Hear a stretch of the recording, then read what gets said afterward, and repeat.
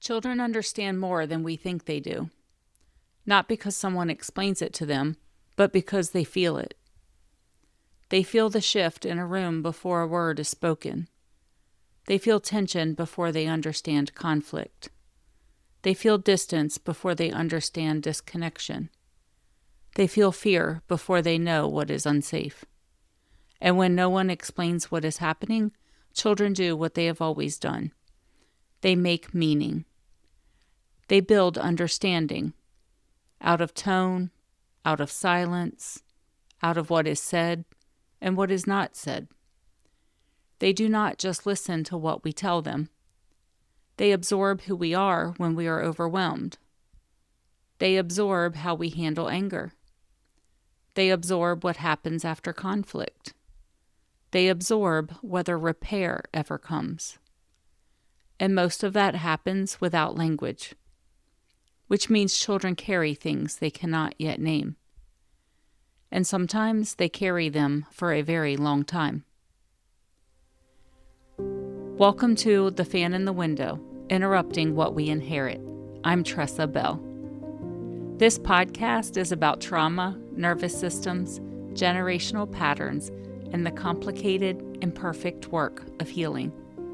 I talk about family systems, caregiving, and what it means to tell the truth about the stories that shaped us. It's about what gets passed down and what we can choose to interrupt. Today's episode is called What Children Carry. In the last episode, I talked about how chaos can feel normal when it's what you grew up around. Today, I want to talk about the other side of that. What children absorb when chaos is the environment they grow up inside. Because children are always carrying more than we realize. Before I go further, I want to say something clearly. This podcast is not therapy. It's not medical advice. It's not psychological treatment. I am not your therapist. Some episodes include themes related to trauma, family instability, and emotional harm. Please listen at your own pace. If anything in this episode brings up strong feelings or memories, please take care of yourself and reach out for support. In the U.S., you can call or text 988 to reach the Suicide and Crisis Lifeline. If you're outside the U.S., you can find international hotlines at findahelpline.com. You don't have to navigate this alone. This space is about awareness, not diagnosis. Children do not need full explanations to be affected by what is happening around them. They do not need context. They do not need adult language. They do not need the full story. They just need to be in the room. They feel tone. They feel when something is off. They feel when adults are tense. They feel when anger is close to the surface. They feel when something is being hidden. They feel when silence is heavy. And because they cannot step outside of the system, they step deeper into it. They adapt. Children learn how to love by watching how adults fight. Not by what we say about love, but by what we demonstrate when things are hard.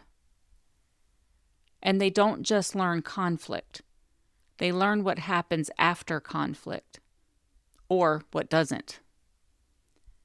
If there is no repair, then they learn that rupture lingers. If there is silence, they learn that feelings go underground. If there is blame, they learn that closeness is unsafe. If there's accountability, if someone comes back, if someone says, "I'm sorry," if someone makes space for impact, then they learn something entirely different. They learn that relationships can bend without breaking. One of the hardest parts of this is that children often carry things that were never meant for them. They carry tension that belonged to adults. They carry anxiety that was not theirs. They carry responsibility for emotional climates they did not create. They carry confusion when what they feel does not match what they are told. And because they are children, they don't say, "This is not mine." They say, "I need to adjust." So they become more aware, more careful, more responsible.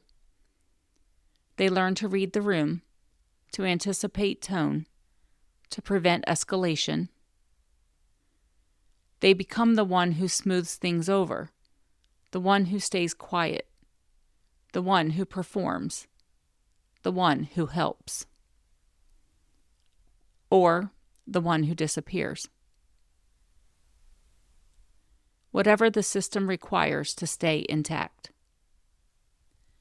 I think about this now as a mother, about how children see without being told, about how much they feel without understanding, about how easy it is to underestimate what is being absorbed because nothing has been explained. You can tell a child everything is okay, and they will still feel that it is not.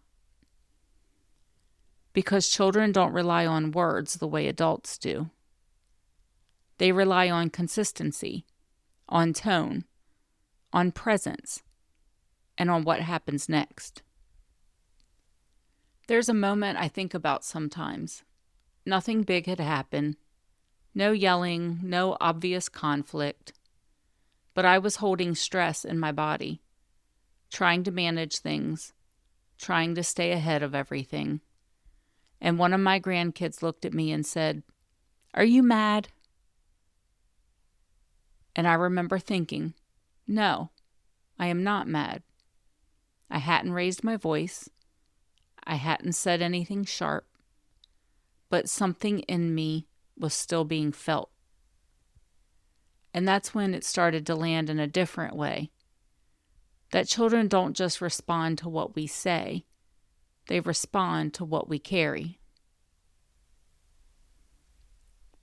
There's actually research that supports this.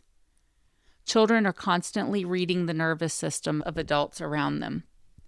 Not consciously, not with language, but through tone, through facial expression, through micro shifts in energy. Their bodies are asking, "Is this safe? Do I need to adjust? Do I need to be careful?" And they answer those questions long before anyone explains anything. This is something What Happened to You by Oprah Winfrey and Bruce Perry explains so clearly.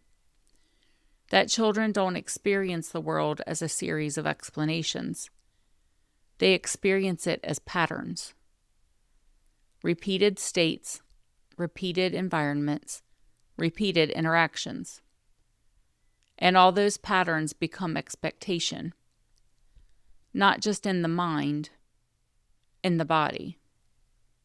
The body doesn't just remember events, it remembers states. I think about another moment, a quieter one, where nothing was wrong on the surface, but I could feel myself moving quickly, thinking ahead, trying to hold everything together. And I noticed one of my grandkids getting more still, more watchful, not reacting, not asking questions, just adjusting. And it was subtle, but it was clear. They were responding to something I hadn't said. And there's another moment that stayed with me in a different way. A moment where I realized repair matters more than getting it right the first time. I had been short, not yelling, not explosive, but sharp, and I could see it land. That small shift in their face, that quiet pullback. And later, I went back and I said, "I'm sorry. That wasn't about you. That was mine. and I could feel the difference, not because something was perfect again, but because something was named. Something was repaired. And that moment felt just as powerful as the moment of rupture. And I think that's something we don't talk about enough. We think the damage is in the mistake, but the healing is in what happens after.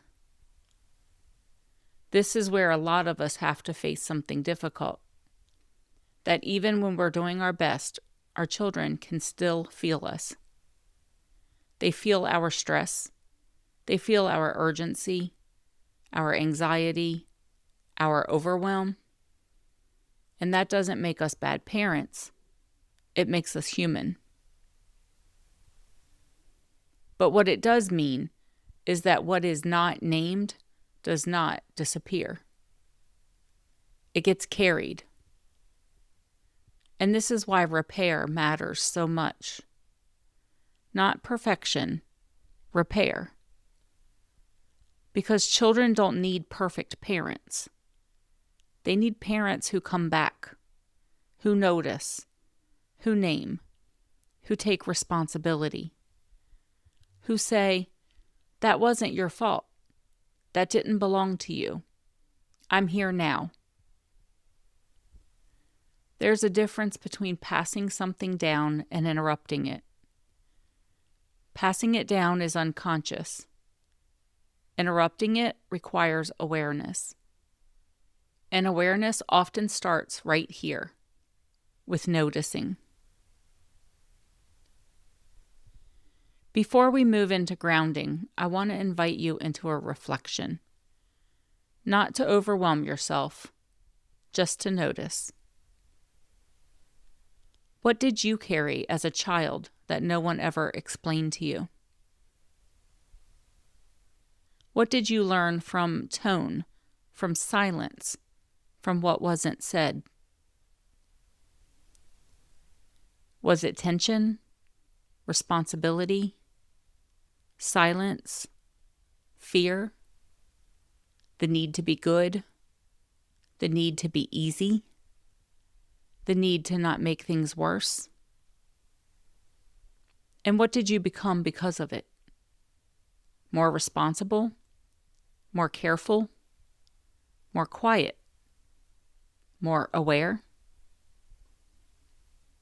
And if you are a parent, what might your children be carrying that has never been named? Not because you intended it, because it's part of being human. This is not about blame. It's about awareness. Because awareness is what allows something to change. And if there is something I want you to carry with you this week, it is this.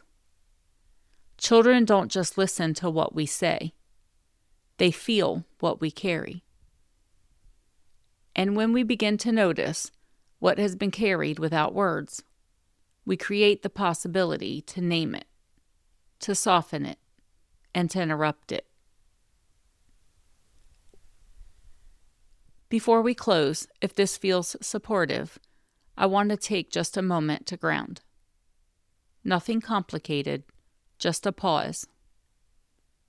Because this can be a hard thing to sit with as a parent or as someone reflecting on your own childhood. So if you're able, just slow down with me for a moment. If you're driving, keep your eyes open, but if it is safe to do so, you may want to close your eyes. Notice where you are right now. Notice the surface beneath you, the chair holding you, or your feet on the floor. Just let yourself feel supported. Take one slow breath in and let it out gently, not forcing anything, not trying to change anything, just breathing. Take another breath, and this time let your exhale be a little longer than your inhale. Just a little. If it feels okay, look around the space you're in. Notice something steady, something familiar, something that reminds your body that this moment is not the past. Notice your shoulders. If they feel tight, let them soften a little. Notice your jaw. If it's clenched, just let it loosen. No forcing, just allowing.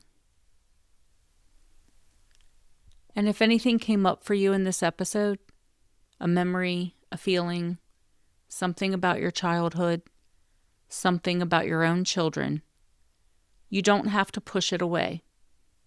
And you don't have to hold all of it right now either. You can just acknowledge it. Gently, without needing to solve it. And you might say to yourself quietly, I can see this now, and seeing is part of changing it. Take one more slow breath, and when you're ready, come back to the room. In the next episode, I want to talk about the roles we take on inside our families. The fixer, the peacekeeper, the invisible one, and how those roles follow us long after we leave the home they were built in.